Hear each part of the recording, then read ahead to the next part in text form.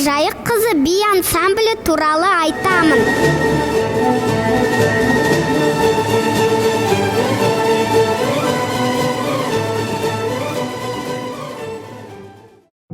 Мен кішкентай кезімнен музыка жүрсе билей кететінмін.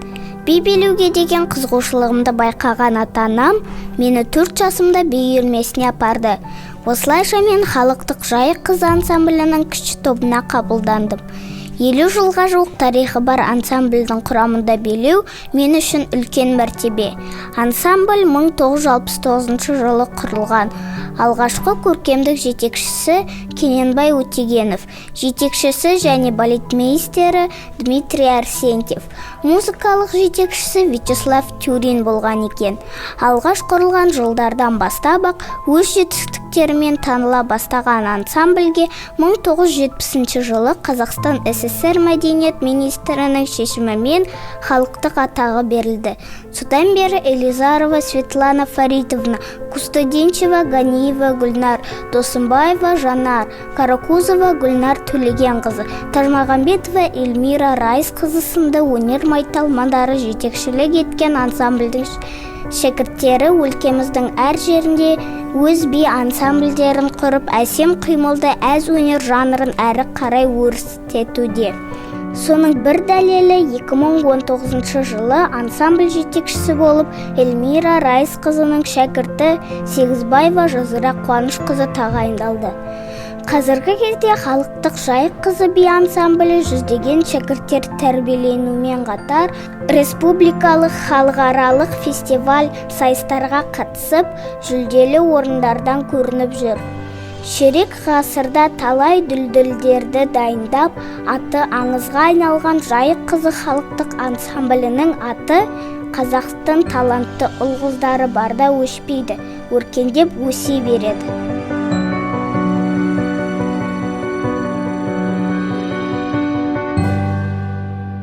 Сәлематсыз ба, мерекелеріңіз құтты болсын.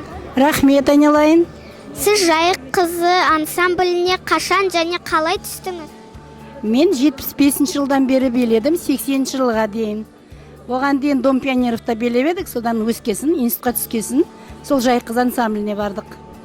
Алғашқы жылдарда қиындықтар болды ма? Конечно, бірақ та біздер енді ертеден Қытайдан сен сияқты мезгілден бастап билегесін көп қиын болған жоқ. Биді жалғастыра бердік. Жайық қызындағы есіңізде қалған қызықты сәттерді айтып берсеңіз. Қызықты сәттер біздерде Алты бақан деген передача болатын еді бұрында.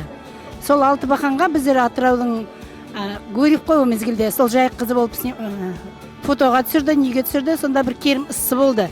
Біздер парик киетін едік басымызға, шашымыз қысқала болса, сол ісі болғанда бір қызымыз қасымызда ысылағанда түсіріп отыр киноға, ол паригін шешіп алып желпініп отырды. Сондай қызық жағдайлар болып жүрді.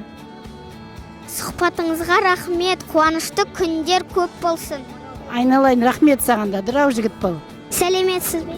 Сәлем. Сіз неше жасыңыздан бимен айналысасыз? Мен 5 жасқа толған кезде менің анам осы халықтық жайық қызы халықтық би ансамбліне әкелді. Осы күнге дейін мен осы халықтық жайық қызы би ансамблінде билеп келемін. Неге сіздің таңдауыңыз жайық қызы? Себебі мен оның халықтық деген және де мұнда бір тұтас ауызбіршілікпен жұмыс жасайтынын естіп келдім. Мұғаліміңіз туралы айтсаңыз? Біздің мұғаліміміз қанша жерден қатал болғанмен мейірімді және де әрбір ісіне адал, сақ жүретін кісі деп айта аламын. Рахмет, биіктен көріне беріңіз. Рахмет. Сәлеметсіз бе, мерей тойларыңыз құтты болсын. Рахмет, жаным. Жайық қызы ансамблі туралы айтып берсеңіз? Енді жайық қызы туралы айтып болатын болсам, бұл баяғы 68 жылдар ән би ансамблі болған халықтық жайық қызы ән би ансамблі. сонау Дмитрий Семенович Арсентьев кезіндегі құрылған ансамбль. Соның жалғастырып жатқан біз, мен Эльмира Раисовна, осы күнге шейін 2001-ден 2016-нан бастап осы үлкен сахнаға қыздарымды шығып билетіп жатырмын. Содан кейін Арсентьевтен кейін керемет менің мұғалім Светлана Елизаровна сабақ берді. Одан кейін Ганиева, одан кейін Досымбаева, Гүлнар Каракөзова.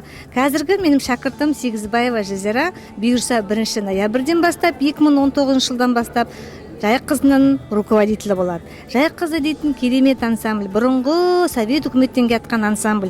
Бүгінгі біздің 50 жылдығымызға солардың ортасында келіп жатқан ардагерлеріміз бар. Соларға біз ризамыз. Себебі олардың арқасында біз қазір халықтық ансамбль болып жатқанымызға біз қуаныштымыз. Сол кісілер бүгін қазір біздің қонағымызда. Бізде әртүрлі билер қойылады. Құттайлан бастап, үлкенгеден бастап. Сондықтан да соның ішінде қазақ халқының биі. Енді мен айтарым жастарға творчылық табыс тілеймін, ешқандай сахналық тек үлкен дәрежеге жетсін, үлкен поездкеде жүре берсін. Мен айтарым, осы Жайық қызынан бүгін нағыз истоктары болады, соны жалғастыратын Жазира соған аманат паспортын сахнадан беріп, мен сол кісінің қалап, сол кісі осы Жайық қызын жалғастыр деп тілеп жатырмын. Бар жақсылық, көп рахмет. Сізге де рахмет, бар жақсылық тілеймін. Рахмет. Сәлеметсіз. Сәлем. Жайық қызы халықтық ансамблінде неше жастан бері билейсіз?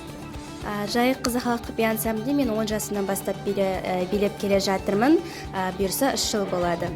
Ары қарай осы бишілікті жалғастырасыз ба? Ары қарай осы бишілікті мен өкінішке орай жалғастырмаймын. Бұл кезде мен тек қана өз балалық шағымды, жастық шағымды, яғни жастық шағымды өткізгім келіп, осы қыздармен әрі қарай сөйлесуге тырысамын. Есіңізде қалған қызықты сәттерді айтып берсеңіз? Есте қалған қызықты сәттер өте көп бізде деген, яғни олар әртүрлі қалаға барып жарыста болғанда, және де поезда, осы концерттерде, конкурстарда болған әртүрлі қызықты сәттер бар. Рахмет, шығармашылық шабыт тілеймін. Рахмет. Жазира Қуанышқызы, мерей тойларыңыз құтты болсын. Рахмет. Биші болуды бала кезіңізден армандадыңыз ба? Әрине, қалай айтсам болады. Мен вообще өнер жолына 5-ші класстан бастап келдім. Жаңағыдай Эльмира Раисовнаны 5-ші класста қазан айында 15-ші қазанда келдім ең бірінші. Содан бастап, орысша айтқанда, я влюбилась в танцы. Әрине, сол 5-ші класстан бастап әрі қарай арманым болды.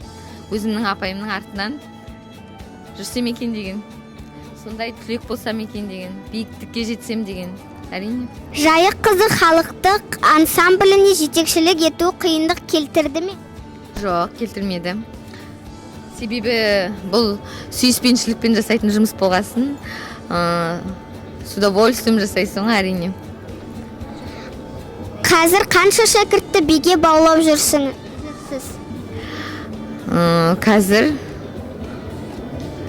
көп балдармен саны 45, 70 келіп кетіп жатқан балдар да көп қой енді. Сол общий барлығын санағанда где-то санамайсың даже. Общий айтсам былай 70-80 балаға да жуықтайды ғой. Алға қойған қандай жоспарларыңыз бар?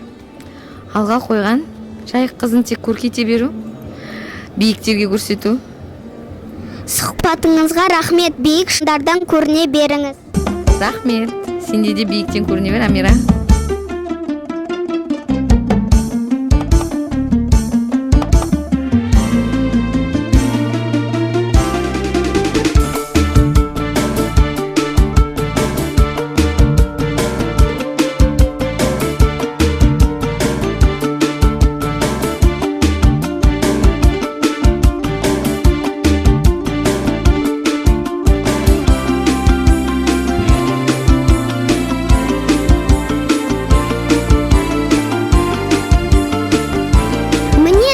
Сіздер Жайық қызы халықтық ансамблімен таныстыңыздар. концерт өте керемет өтті, маған ұнады. Егер бұл видео сіздерге ұнаған болса, лайк басып комментария жазыңыздар.